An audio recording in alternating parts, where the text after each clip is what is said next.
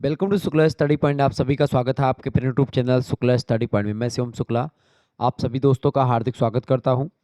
आज के वीडियो के माध्यम से हम लोग चर्चा करेंगे भारत और उत्तर प्रदेश की अर्थव्यवस्था के बारे में।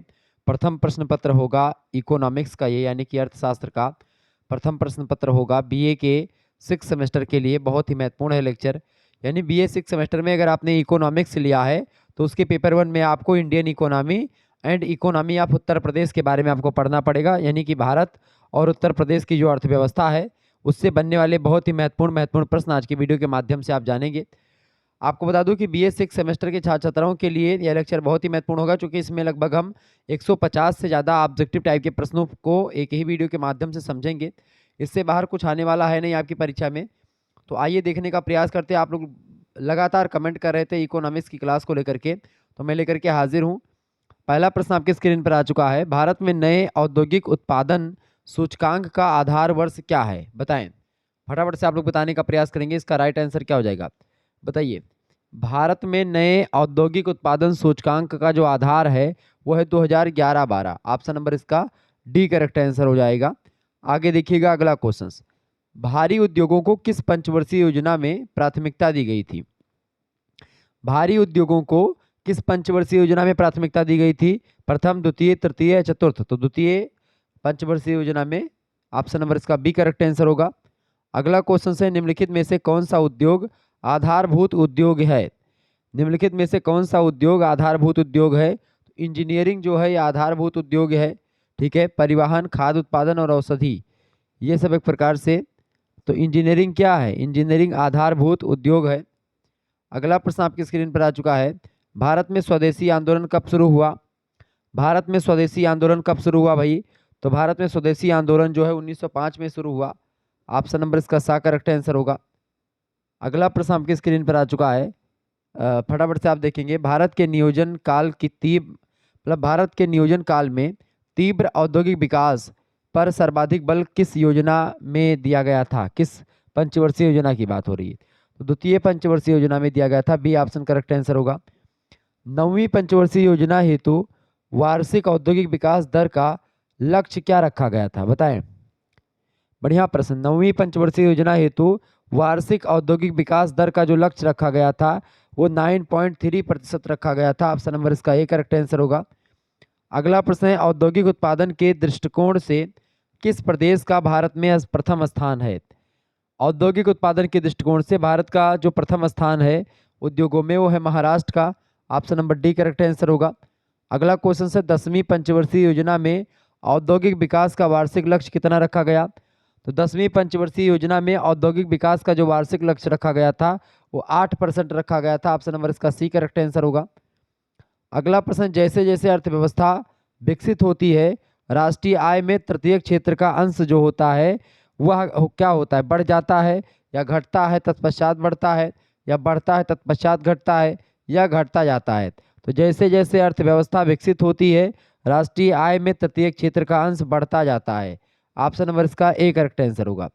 अगला क्वेश्चन है निम्नलिखित में से कौन सा भारतीय अर्थव्यवस्था का क्षेत्र है, बताएं। निम्नलिखित में से कौन सा भारतीय अर्थव्यवस्था का क्षेत्र है?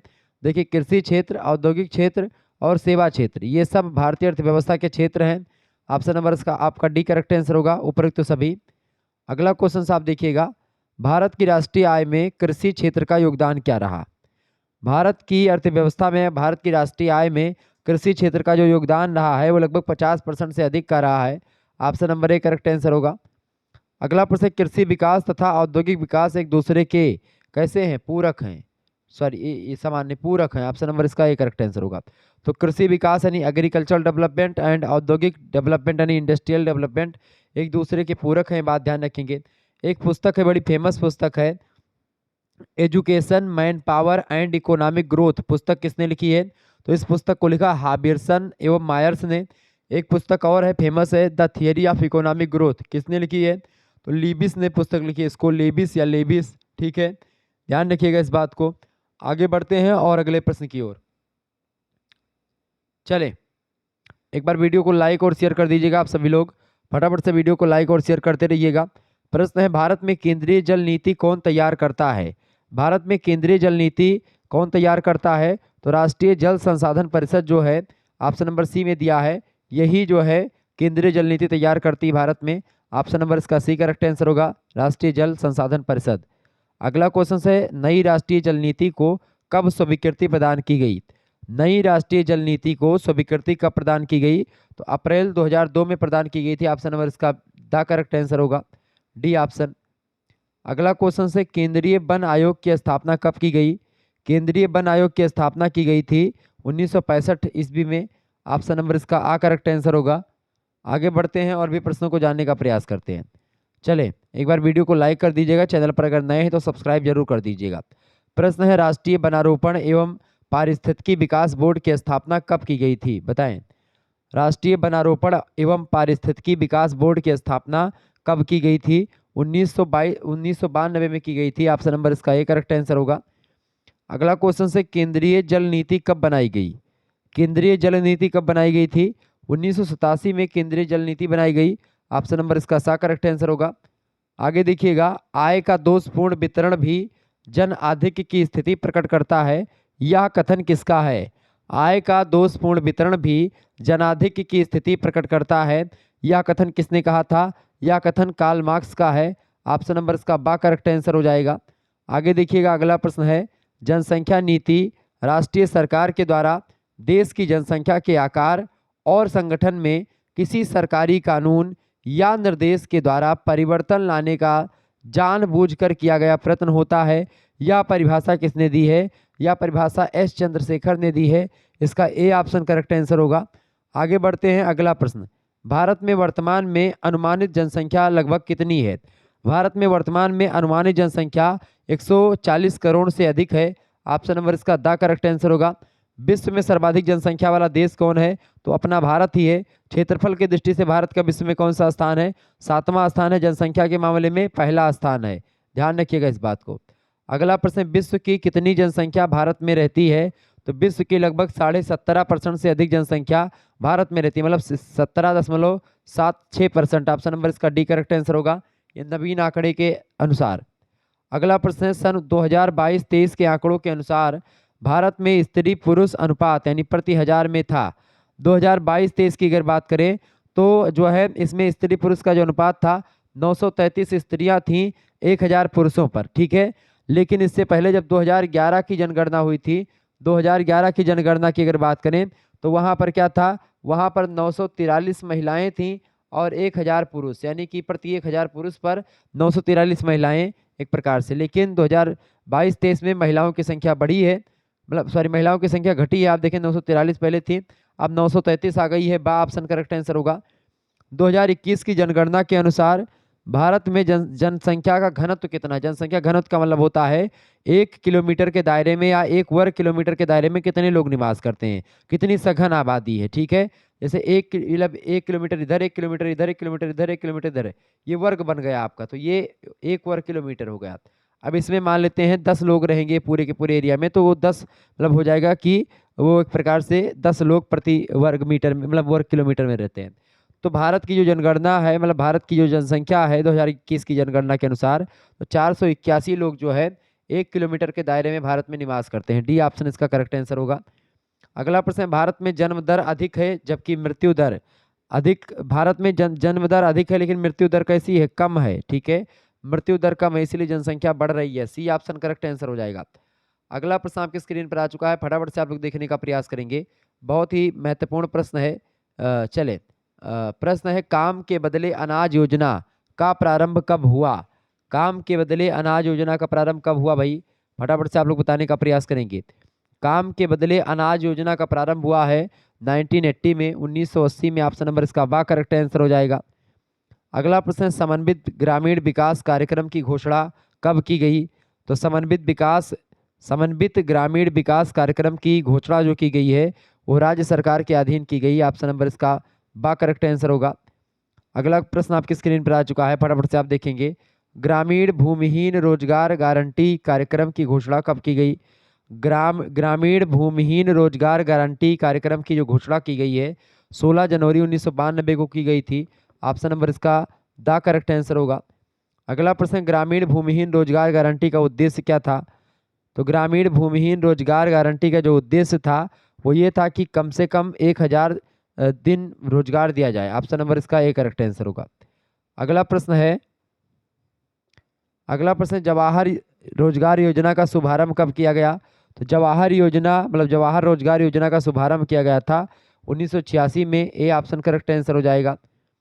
आगे देखेंगे, अगला प्रश्न आपसे बन सकता है, ग्रामीण युवक स्वरोजगार प्रशिक्षण जिसको आप ट्राइसेम बोलते हैं, इस योजना की शुरुआत कब हुई? तो ग्रामीण युवक स्वरोजगार प्रशिक्षण योजना की शुरुआत 1980 में हुई है। ऑप्शन नंबर इसका बा करेक्ट आंसर होगा। आगे देखिएगा, अगला प्रश्न बन सकता है, ट्राइसेम कार्यक्रम निम्नलिखित में से किसके लाभ हेतु किया गया है? तो ग्रामीण बुजुर्गों के लिए किया गया है। ठीक है, ऑप्शन नंबर इसका करेक्ट आंसर क्या हो जाएगा?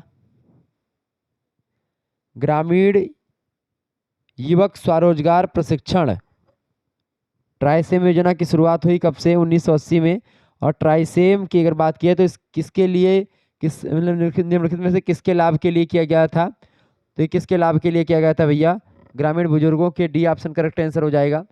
अगला प्रश्न, रोजगार बीमा योजना निम्न में से कब लागू हुआ? रोजगार बीमा योजना कब लागू हुआ है? 1993 को 2 अक्टूबर की डेट को। ऑप्शन नंबर इसका सा करेक्ट आंसर होगा। अगला प्रश्न आपकी स्क्रीन पर आ चुका है, राष्ट्रीय ग्रामीण रोजगार गारंटी योजना कब प्रारंभ की गई? राष्ट्रीय ग्रामीण रोजगार गारंटी योजना बताएं। तो ये प्रारंभ की गई 2006 में, फरवरी में। Option number A correct answer होगा। राष्ट्रीय ग्रामीण रोजगार गारंटी योजना का नामकरण किसने मतलब किसके नाम पर किया गया? बताएं। राष्ट्रीय ग्रामीण रोजगार गारंटी योजना का नामकरण जो है महात्मा गांधी जी के नाम पर किया गया था। इसका सी ऑप्शन करेक्ट आंसर होगा। अगला प्रश्न है, भारतीय अर्थव्यवस्था की मुख्य विशेषताएं हैं।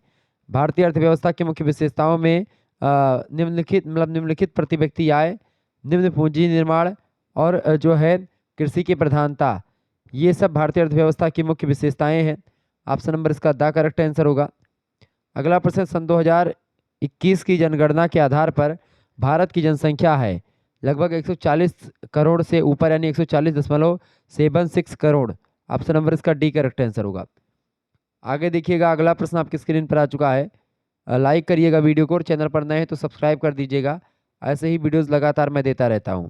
अगला प्रश्न, कृषि में सर्वाधिक आवश्यकता महसूस की जाती है जोखिम प्रबंधन की, वित्त साख की उचित व्यवस्था की, या फिर संपोषणीय विकास की?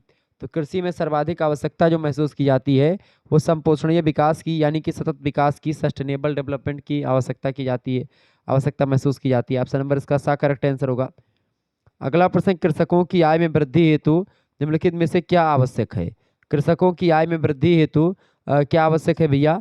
तो मंडी व्यवस्था को मजबूत तथा ईमानदार बनाना, यही एक प्रकार से आवश्यक है। ए ऑप्शन इसका करेक्ट आंसर होगा। अगला प्रश्न, पीली क्रांति किन कृषि उत्पादों से रिलेटेड है? पीली क्रांति जो है तिलहन की फसलों से रिलेटेड है। ठीक है। नीली क्रांति किससे संबंधित है? नीली क्रांति मत्स्य उत्पादन से रिलेटेड है। खाद्यान्न उत्पादन से आपकी हरित क्रांति संबंधित है। ठीक है। आगे देखिएगा, श्वेत क्रांति संबंधित है किससे? दुग्ध और डेयरी उत्पादों से श्वेत क्रांति का संबंध है। ये बात आप ध्यान रखेंगे, परीक्षा की दृष्टि से बहुत ही महत्वपूर्ण प्रश्न है, ये सब परीक्षा में आपके आ सकते हैं। अगला क्वेश्चन है, 12वीं पंचवर्षीय योजना 2012 से 17 यानी 5 साल की योजनाएं होती हैं।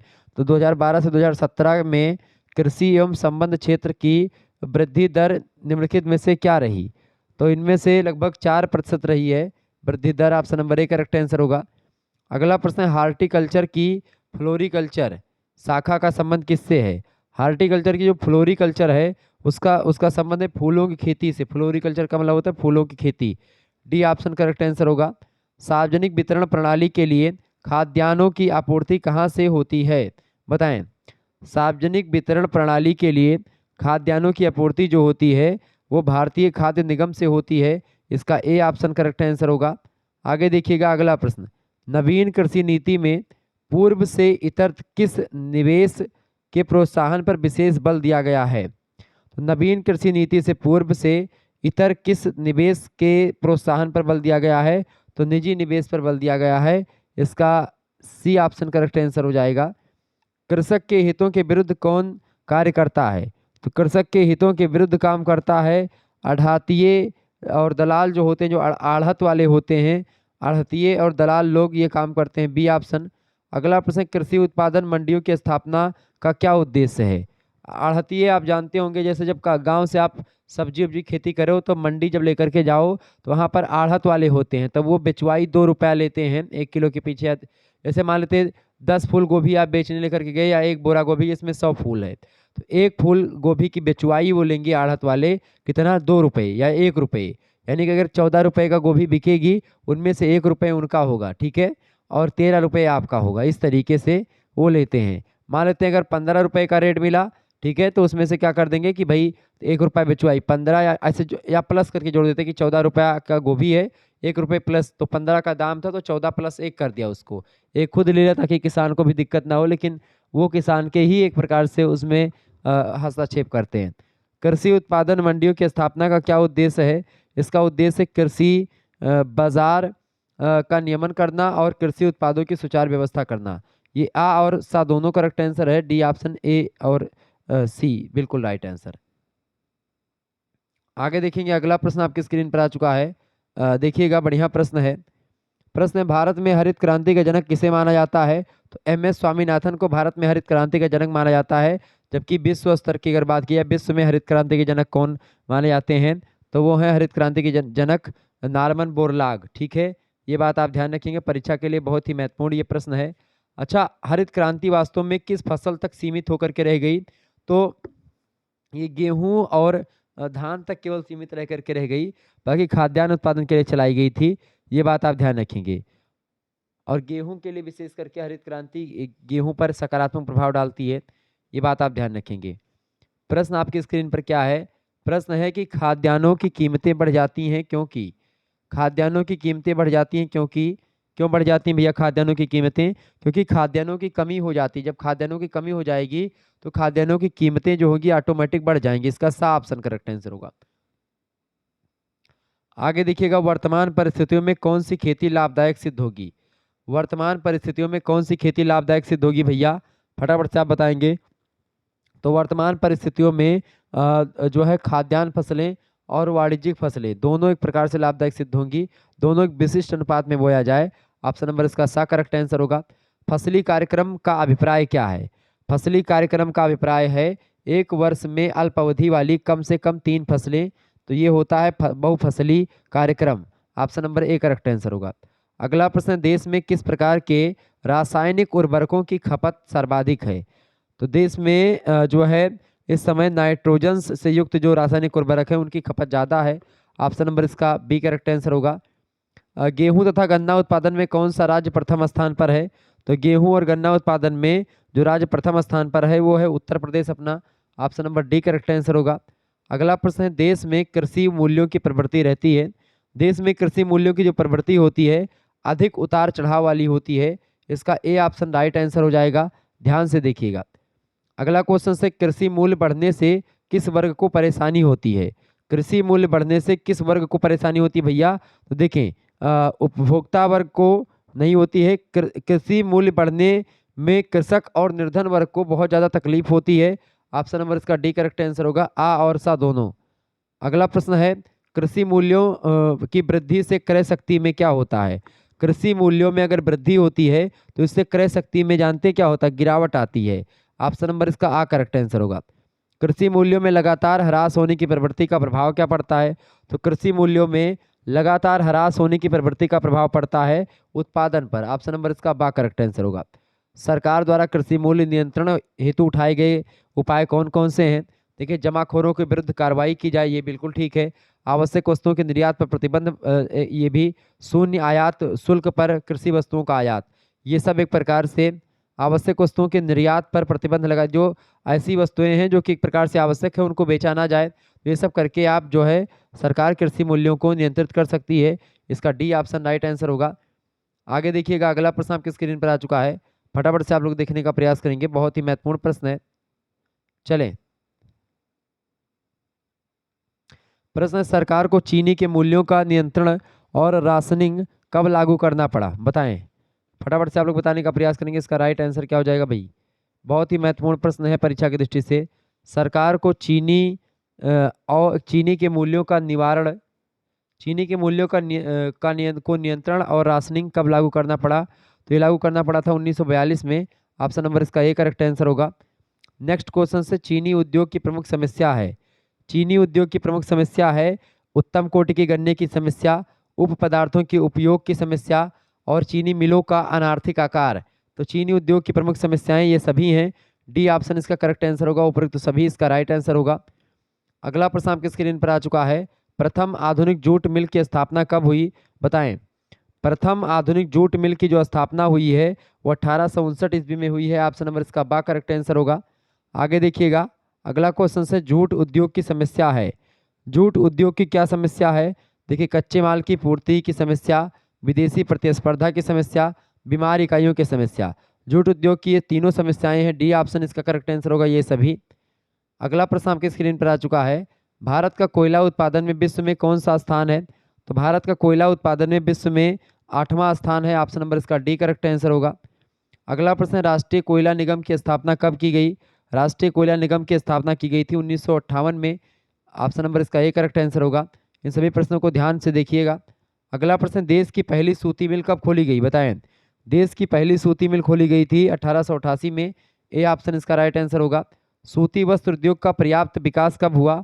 सूती वस्त्र उद्योग का जो पर्याप्त विकास हुआ है 1928 के बाद हुआ। सी ऑप्शन इसका करेक्ट आंसर होगा। आगे देखिएगा, गैर कोकिंग कोयले की खानों का राष्ट्रीयकरण कब किया गया? गैर कोकिंग कोयले की राष्ट्रीय मतलब जो खानों का राष्ट्रीयकरण है वो 31 जनवरी 1973 में किया गया। ऑप्शन नंबर इसका ए करेक्ट आंसर होगा। भारत में कृषि पर आधारित उद्योगों में सूती वस्त्र उद्योग का स्थान है? पहला, दूसरा, चौथा या तीसरा? बताएं। तो भारत में कृषि आधारित उद्योगों में सूती वस्त्र उद्योग का जो स्थान है वो पहला स्थान है। ऑप्शन नंबर इसका ए करेक्ट आंसर होगा। अगला प्रश्न, भारतीय लघु उद्योग विकास बैंक, जिसको आप सिडबी बोलते हैं, सिडबी बोलते हैं, उसका मुख्यालय कहाँ पर है? सिडबी का मुख्यालय लखनऊ में है। ऑप्शन नंबर इसका बा करेक्ट आंसर होगा। आगे देखेंगे, लघु उद्योग विकास संगठन के द्वारा पंजीकृत लघु औद्योगिक इकाइयों की अखिल भारतीय गणना कितनी बार की जा चुकी है? लघु उद्योग विकास संगठन द्वारा पंजीकृत लघु औद्योगिक इकाइयों की अखिल भारतीय गणना कितनी बार की जा चुकी है? तो 3 बार की जा चुकी है। इसका बा ऑप्शन करेक्ट आंसर होगा। आगे बढ़ते हैं, अगला प्रश्न। तो ऐसे ही प्रश्न आपकी परीक्षा में आने वाले हैं। आप लोगों के लगातार कमेंट आ रहे थे कि सर जी इकोनॉमिक्स के पेपर 1 की वीडियोस दीजिए। ऑब्जेक्टिव की पेपर 1 की मैं दे रहा हूं आज, और पेपर 2 की वीडियो जल्द ही आपको मिल जाएगी। उसके लिए तैयार रहिएगा, ठीक है। जो कृषि एग्रीकल्चर वाला जो है आपका, ठीक है, यानी कि जो आपका क्या है, द्वितीय प्रश्न पत्र है कृषि अर्थशास्त्र, ठीक है। यानी कि कृषि अर्थशास्त्र को अंग्रेजी में क्या बोलेंगे आप सभी लोग बताएंगे? उसको बोलेंगे एग्रीकल्चर इकोनॉमिक्स। तो उसके बारे में हम जो है नेक्स्ट वीडियो में चर्चा करेंगे। क्लियर? प्रश्न अगला आपकी स्क्रीन पर आ चुका है, फटाफट से आप लोग देखने का प्रयास करेंगे। प्रश्न है कि भारत में औद्योगिक संघर्षों का क्या कारण रहा है?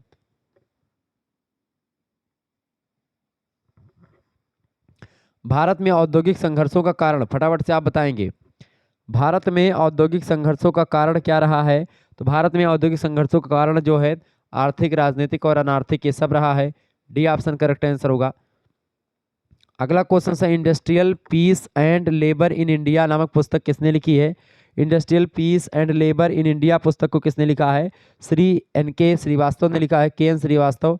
ऑप्शन नंबर इसका बा करेक्ट आंसर होगा। औद्योगिक संघर्षों के आर्थिक कारण के अंतर्गत आता है।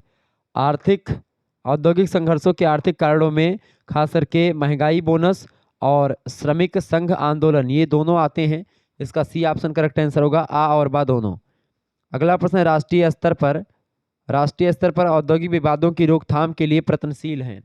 बताएं।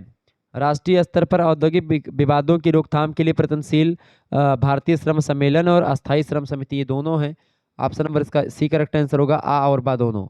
अगला प्रश्न, संयुक्त प्रबंध परिषद, जिसको आप JMCs बोलते हैं, उसमें सामान्यतः कितने सदस्य होते हैं?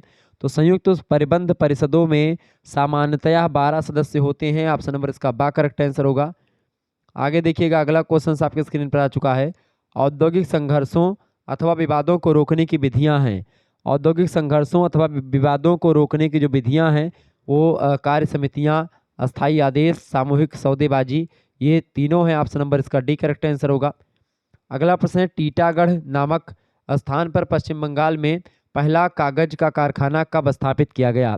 तो ये कब स्थापित किया गया था? टीटागढ़ नामक स्थान पर पश्चिम बंगाल में पहला कागज का कारखाना 1881 ईस्वी में। ऑप्शन नंबर इसका बा करेक्ट आंसर होगा। अगला प्रश्न है, प्रथम विश्व युद्ध में के समय सूती मिलों की संख्या कितनी थी? प्रथम विश्व युद्ध के समय सूती मिलों की संख्या 264 थी। प्रथम विश्व युद्ध हुआ कब था? 1914 से 1918 तक, 4 सालों तक चला था। अगला प्रश्न, तीव्र औद्योगिकरण किस योजना का मुख्य उद्देश्य था? तीव्र औद्योगिकरण जो है ये द्वितीय योजना का एक प्रकार से मुख्य उद्देश्य था। ऑप्शन नंबर इसका बा करेक्ट आंसर होगा। आर्थिक नियोजन की असफलता के क्या कारण थे? आर्थिक नियोजन की असफलता के कई कारण थे, जिनमें व्यापक निर्धनता, आर्थिक विषमताओं में वृद्धि और बेरोजगारी में वृद्धि, ये सब आर्थिक नियोजन की असफलता के कारण रहे। ऑप्शन नंबर इसका डी करेक्ट आंसर होगा। आगे देखिएगा, अगला प्रश्न आपकी स्क्रीन पर आ चुका है, फटाफट से आप देखेंगे। भारत में औद्योगिक पिछड़ेपन का कारण क्या है? भारत में औद्योगिक पिछड़ेपन का क्या कारण है भैया? देखिए, विदेशी शासन, औद्योगिक पूंजी का अभाव, शक्ति साधनों की कमी, ये सभी। ऑप्शन नंबर इसका डी लगा देंगे। अगला क्वेश्चन है, औद्योगिक पिछड़ेपन को दूर करने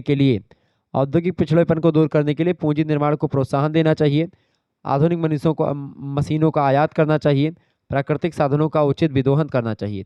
इसका ये तीनों करेक्ट आंसर हो जाएगा। इसका डी ऑप्शन राइट आंसर होगा।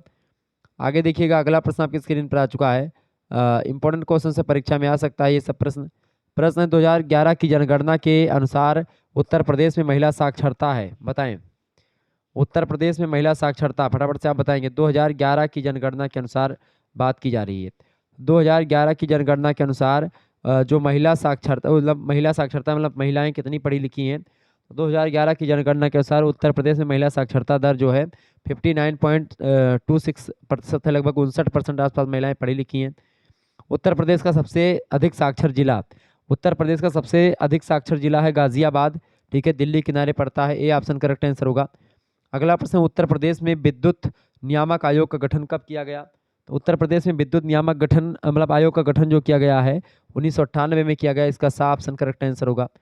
अगला प्रश्न है, ओबरा जल विद्युत केंद्र किस नदी पर बनाया गया? ओबरा जल विद्युत केंद्र जो बनाया गया है वो रिहंद नदी पर बनाया गया है, रिहंद नदी। ऑप्शन नंबर इसका सी करेक्ट आंसर होगा। उत्तर प्रदेश का एकमात्र नरौरा परमाणु संयंत्र किस जिले में स्थित है, बताएं। तो नरौरा परमाणु संयंत्र जो है उत्तर प्रदेश का एकमात्र जो है परमाणु संयंत्र है, ये अवस्थित है कहाँ पर? बुलंदशहर में। ऑप्शन नंबर इसका सा करेक्ट आंसर होगा। अगला प्रश्न, उत्तर प्रदेश के एकमात्र परमाणु ऊर्जा केंद्र नरौरा की विद्युत उत्पादन क्षमता कितनी है? तो इसकी विद्युत उत्पादन क्षमता है 470 मेगावाट। ऑप्शन नंबर इसका ए करेक्ट आंसर हो जाएगा। अगला प्रश्न आपकी स्क्रीन पर आ चुका है, उत्तर प्रदेश में ऊर्जा का सर्वाधिक महत्वपूर्ण स्रोत है तापीय ऊर्जा। ऑप्शन नंबर इसका सा करेक्ट आंसर होगा। अगला प्रश्न, निम्नलिखित में से ऊर्जा के परंपरागत साधनों में शामिल नहीं है। निम्नलिखित में से ऊर्जा के परंपरागत साधनों में शामिल क्या नहीं है? सौर ऊर्जा परंपरागत साधनों में शामिल नहीं है, बाकी परमाणु ऊर्जा, कोयला और पेट्रोलियम में परंपरागत साधनों में शामिल है। अगला प्रश्न आपकी स्क्रीन पर आ चुका है, चकेरी हवाई अड्डा कहाँ अवस्थित है भैया? चकेरी हवाई अड्डा कानपुर में अवस्थित है। ऑप्शन नंबर इसका आ करेक्ट आंसर होगा। अगला प्रश्न, देश में भारतीय रेलवे के 17 क्षेत्र कार्यरत हैं, जिनमें से कितने रेल क्षेत्रों के मुख्यालय उत्तर प्रदेश में अवस्थित हैं? तो लगभग 2 जो है अवस्थित हैं। ऑप्शन नंबर इसका बी करेक्ट आंसर होगा। उत्तर प्रदेश में उत्तरी पूर्वी रेल क्षेत्र, जिसको आप जोन बोलते हैं, तो उत्तरी पूर्वी रेल जोन जिसको बोलते हैं, उसका मुख्यालय कहाँ पर है? तो उत्तर प्रदेश में जो उत्तरी पूर्वी रेलवे है उसका जो मुख्यालय है वो गोरखपुर में है। ऑप्शन नंबर इसका बा करेक्ट आंसर होगा। उत्तर प्रदेश में उत्तर मध्य रेलवे का जोन मुख्यालय कहाँ पर है, बताएं। तो उत्तर प्रदेश में जो उत्तर मध्य रेलवे है इसका मुख्यालय है इलाहाबाद में। बा ऑप्शन करेक्ट आंसर होगा। उत्तर प्रदेश सड़क परिवहन निगम, जिसको यूपीएसआरटीसी कहते हैं, इसका गठन कब किया गया? इसका गठन हुआ था 1 जून 1970 को। ऑप्शन नंबर इसका करेक्ट आंसर हो जाएगा बी ऑप्शन। आगे देखिएगा, अगला प्रश्न आपके स्क्रीन पर आ चुका है, फटाफट से आप देखेंगे। बहुत ही महत्वपूर्ण प्रश्न है, परीक्षा में ऐसे ही प्रश्न आते रहते हैं, ध्यान रखेंगे। चलिए, प्रश्न है, राज्य में वन विभाग की स्थापना कब की गई? बताइएगा, फटाफट से आप लोग बताने का प्रयास करेंगे। अच्छा, गोविंद बल्लभ पंत सागर कहाँ पर अवस्थित है? सोनभद्र में अवस्थित है। यमुना एक्सप्रेस वे की बात अगर करें तो वो ग्रेटर नोएडा से आगरा तक एक प्रकार से बनाई गई है। प्रश्न आपसे पूछा जाता है ये सब प्रश्न, देखें। प्रश्न है, राज्य में वन विभाग की स्थापना की गई। राज्य में वन विभाग की स्थापना की गई थी 15 नवंबर 1974 को। ए ऑप्शन करेक्ट आंसर होगा। अगला प्रश्न, उत्तर प्रदेश की पहली खनिज नीति कब घोषित की गई? तो उत्तर प्रदेश की पहली खनिज नीति घोषित की गई थी 29 दिसंबर 1998 को।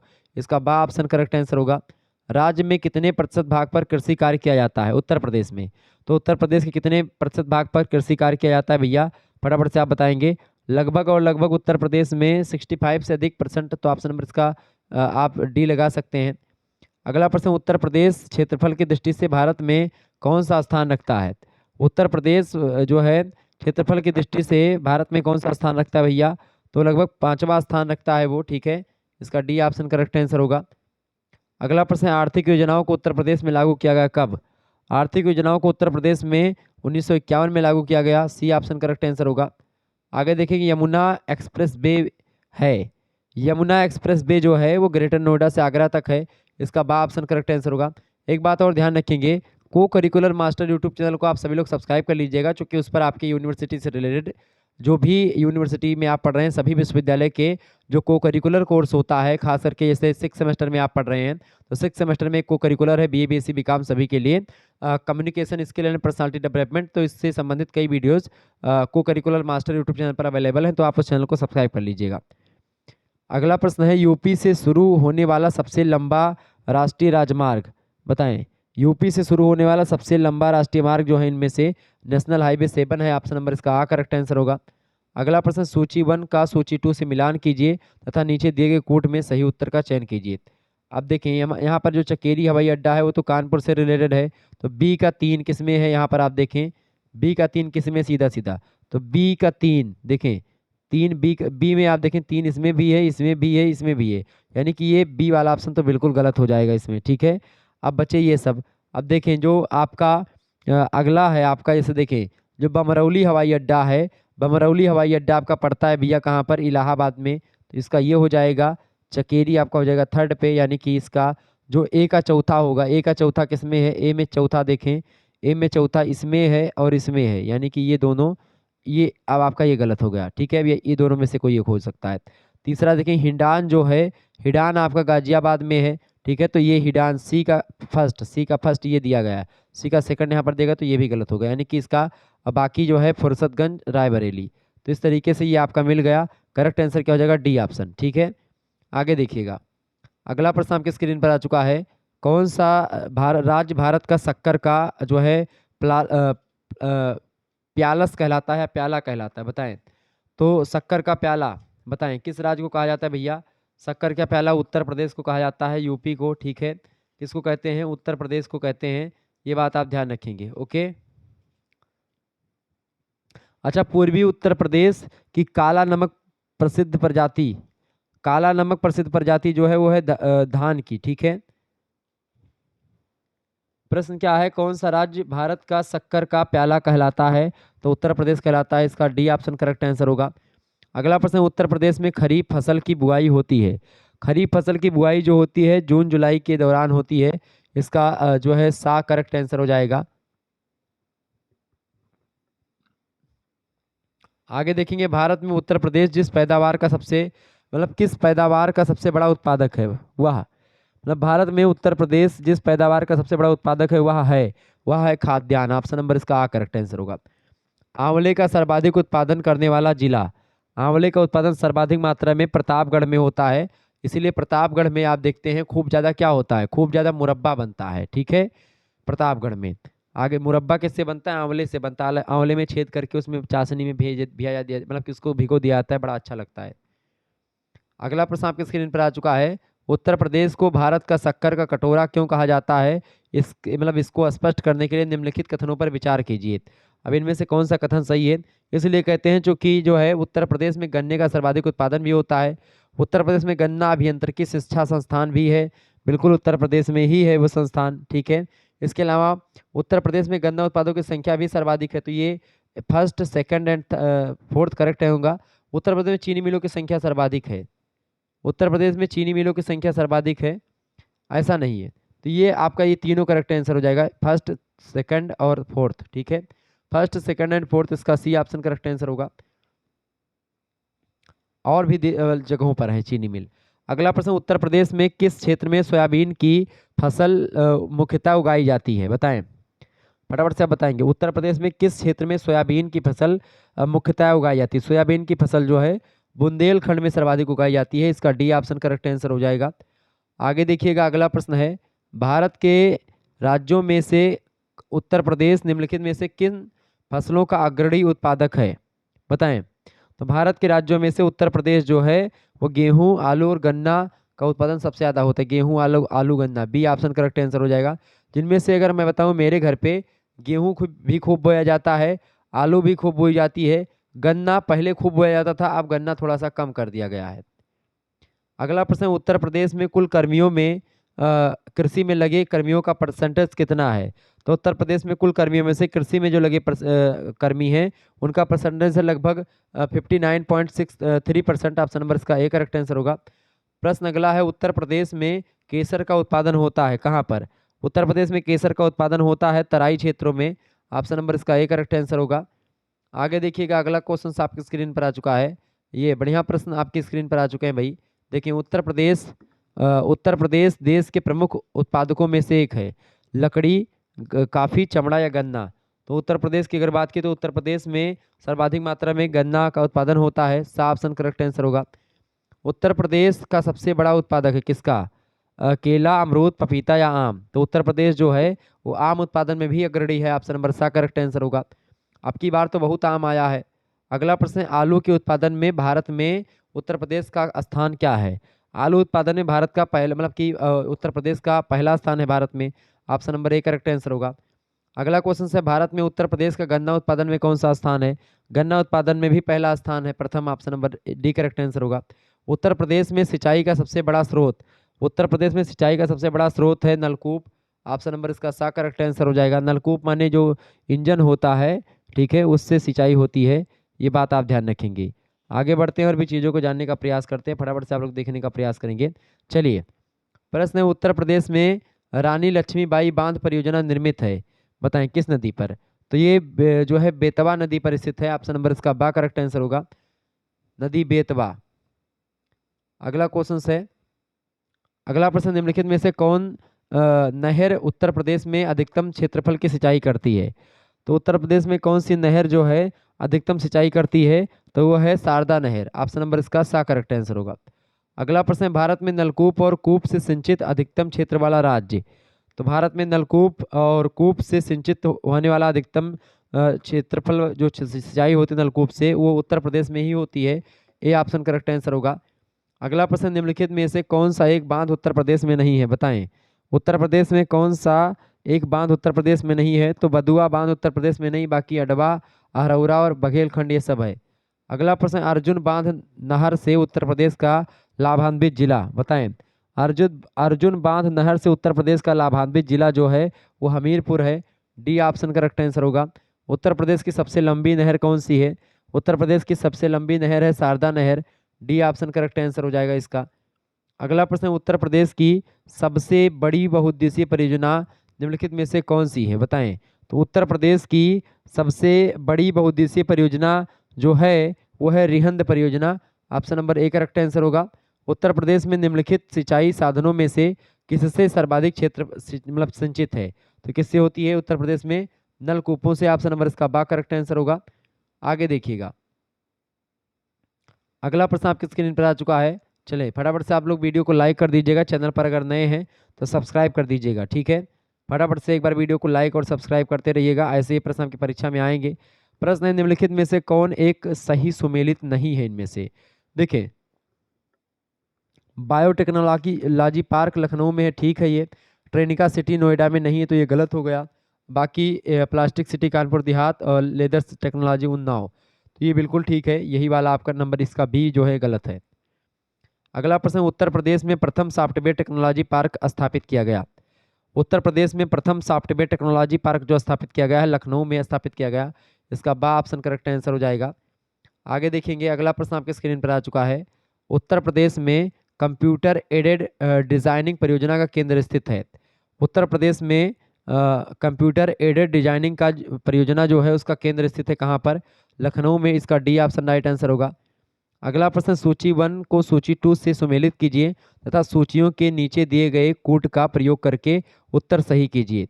देखिए यहाँ पर आपको चूज करना है।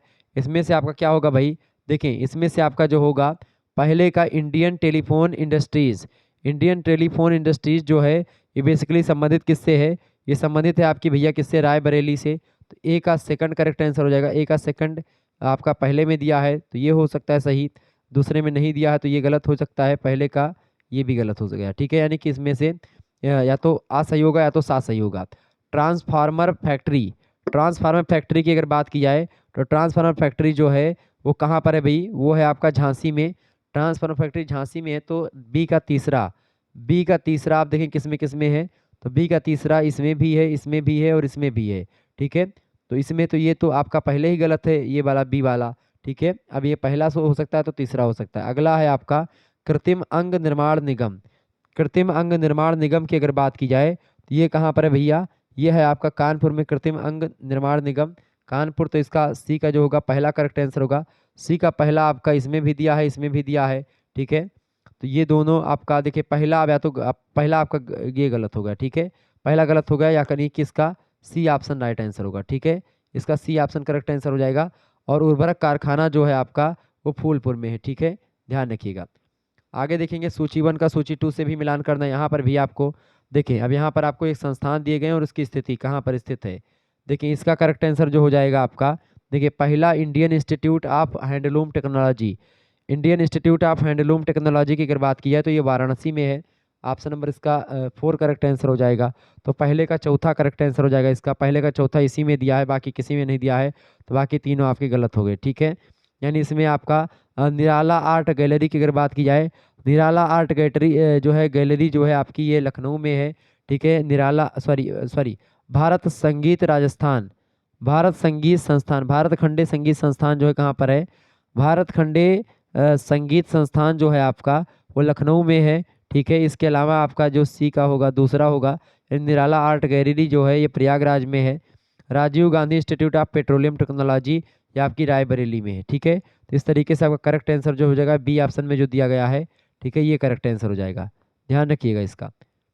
आगे देखेंगे अगला प्रश्न आपकी स्क्रीन पर आ चुका है, फटाफट से आप देखेंगे, बहुत ही महत्वपूर्ण प्रश्न है। चले, प्रश्न है उत्तर प्रदेश खादी ग्रामोद्योग बोर्ड की स्थापना किस वर्ष हुई थी, बताएं। फटाफट से आप लोग बताने का प्रयास करेंगे। अच्छा, उत्तर प्रदेश में रक्षा गलियारा का केंद्रित क्षेत्र बुंदेलखंड होता है। ठीक है, आगे देखिएगा प्रश्न है उत्तर प्रदेश खादी ग्रामोद्योग बोर्ड की स्थापना किस वर्ष हुई थी, तो 1960 में हुई थी। ऑप्शन नंबर इसका बा करेक्ट आंसर होगा।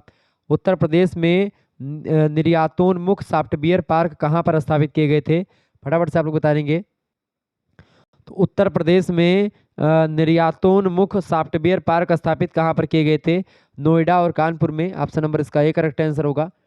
आगे देखेंगे अगला क्वेश्चन है उत्तर प्रदेश में लघु एवं मध्यम उपक्रमों को जिनके द्वारा दीर्घकालीन ऋण उपलब्ध कराया जाता है वह क्या है भाई, वह है आपका उत्तर प्रदेश वित्तीय निगम। ऑप्शन नंबर इसका सा करेक्ट आंसर होगा। औद्योगिक विकास की दृष्टि से उत्तर प्रदेश का कौन सा क्षेत्र सर्वाधिक विकसित हुआ है, पश्चिमी, पूर्वी, बुंदेलखंड वाला या मध्य एरिया।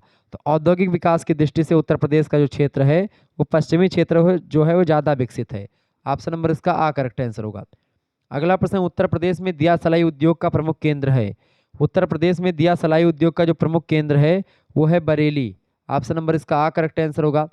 दादरी, चुनार, चुर्क और डाला सभी में कारखाने हैं जो उत्पादित करते हैं, तो ये सब क्या उत्पादन करते हैं, सीमेंट का। ऑप्शन नंबर इसका ए करेक्ट आंसर होगा।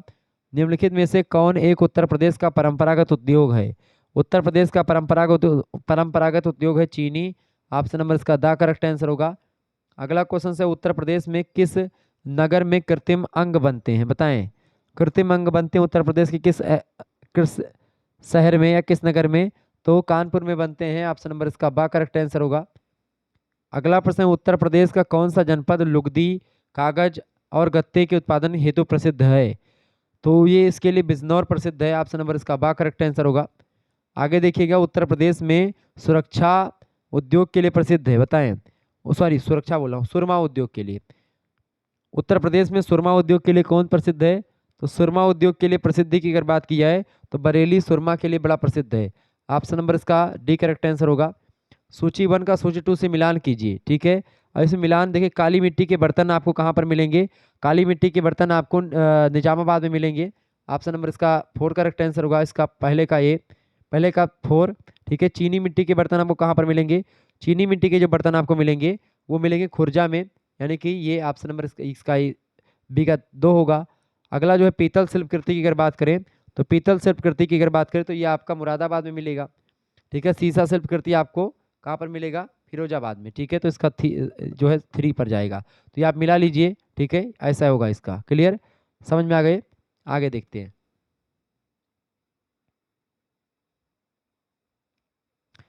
अगला प्रश्न है भैया, अगला क्वेश्चन आप देखेंगे, प्रश्न है भारत में सॉफ्टवेयर निर्यात की दृष्टि से उत्तर प्रदेश का स्थान रहा है। सॉफ्टवेयर निर्यात यानी सॉफ्टवेयर बेचने में, बताएं। उत्तर प्रदेश, भारत में सॉफ्टवेयर निर्यात की दृष्टि से उत्तर प्रदेश जो है ये दूसरे स्थान पर रहा है। बा ऑप्शन करेक्ट आंसर होगा। उत्तर प्रदेश राज्य में, उत्तर प्रदेश राज्य में जो है मुरादाबाद जो है शहर, मुरादाबाद पीतल के बर्तन और हस्तशिल्प के लिए ज़्यादा प्रसिद्ध है। मुरादाबाद किसके लिए प्रसिद्ध है भैया? पीतल के बर्तन के लिए प्रसिद्ध है और हस्तशिल्प के लिए। अगला प्रश्न है, उत्तर प्रदेश में चमड़ा व्यवसाय का एक प्रमुख केंद्र है। चमड़ा व्यवसाय का एक प्रमुख केंद्र है कानपुर। कानपुर उत्तर प्रदेश में चमड़ा व्यवसाय के लिए बहुत प्रसिद्ध है। Option number A correct answer का। मैं तो कानपुर में रहा हूँ, मैं देखा हूँ चमड़ा उद्योग। ठीक है, मैं गया था एक बार, बहुत ज़्यादा बदबू करता है पूरा एरिया भाई। अगला क्वेश्चन से, फर्रुखाबाद जो है कला का पर्याय बन गया किसकी? हाथ छपाई, चूड़ियाँ, चित्रकला या मिट्टी के बर्तन। तो फर्रुखाबाद की अगर बात की, फर्रुखाबाद जो है हाथ छपाई कला का, हाथ छपाई कला का पर्याय बन गया है। ए ऑप्शन करेक्ट आंसर होगा इसका। अगला प्रश्न है, प्रमुख आभूषण बाजार उत्तर प्रदेश के किस शहर में स्थित है? बताएं।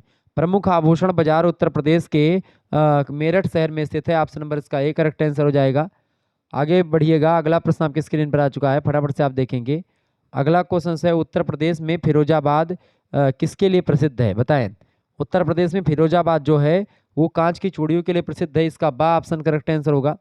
अगला प्रश्न, निम्नलिखित में से कौन सा युगम असंगत है? देखिए, कृत्रिम अंग निर्माण जो है आपका कानपुर, बिल्कुल ठीक है। कांच उद्योग की अगर बात की तो फिरोजाबाद, कांच उद्योग बिल्कुल ठीक है, फिरोजाबाद। ठीक है, परमाणु विद्युत संयंत्र की अगर बात की जाए, परमाणु विद्युत संयंत्र ये आपका लखनऊ, ये रिलेटेड नहीं है। ठीक है, डीजल कोऑमोटिव मतलब कि कोऑपरेटिव वर्कर्स वाराणसी, ये बिल्कुल ठीक है, तो इसका आपका सी करेक्ट आंसर होगा। आगे देखेंगे, अगला प्रश्न है, उत्तर प्रदेश में भारतीय वाणिज्य एवं उद्योग मंडल जिसको HO मैस यूपी की स्थापना मतलब कहा जाता है, इसकी स्थापना किस वर्ष की गई थी? उत्तर प्रदेश में भारतीय वाणिज्य एवं उद्योग मंडल की स्थापना किस वर्ष की गई थी? तो इसकी स्थापना 1994 में की गई थी। ऑप्शन नंबर इसका बी करेक्ट आंसर हो जाएगा, 1994। आगे देखिएगा, अगला प्रश्न आपकी स्क्रीन पर आ चुका है, फटाफट से आप देखिएगा। अगला क्वेश्चन आपकी स्क्रीन पर आ चुका है भैया, प्रश्न UPSIDA,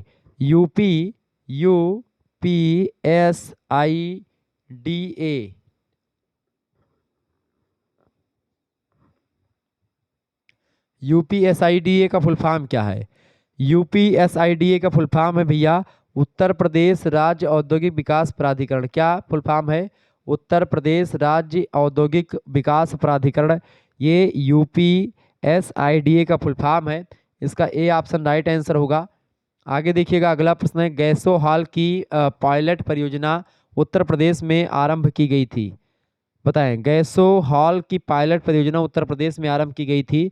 आंवला में, बरेली मतलब कि आंवला में, बरेली में, अम्बाला में, बरेली में, मुजफ्फरपुर में या फिर गोरखपुर में? तो आंवला में की गई थी। ऑप्शन नंबर इसका ए करेक्ट आंसर हो जाएगा। ये बात आप ध्यान रखेंगे। अच्छा, मुरादाबाद किसके लिए प्रसिद्ध है? तो धातु की कलाकृतियों के लिए मुरादाबाद बहुत प्रसिद्ध है।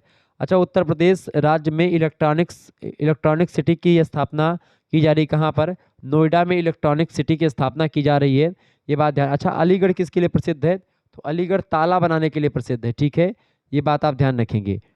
आगे देखेंगे, अगला क्वेश्चन है, उत्तर प्रदेश वित्तीय निगम किसका वित्तीकरण नहीं करता है? बताएं, उत्तर प्रदेश वित्तीय निगम किसका वित्तीयकरण नहीं करता है? देखिए, उत्तर प्रदेश जो वित्तीय निगम है ये अस्थायी संपत्ति का क्रय करने के लिए करता है। दीर्घकालीन कार्यशील पूंजी की आवश्यकताओं के लिए भी वित्तीकरण करता है।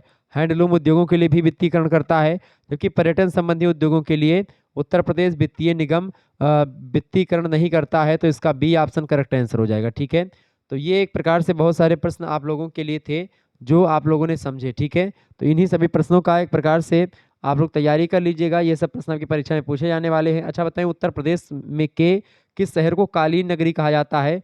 तो भदोही को कालीन नगरी कहा जाता है, ये बात आप ध्यान रखेंगे। जो है, अच्छा विज्ञान नगरी किसको कहा जाते हैं?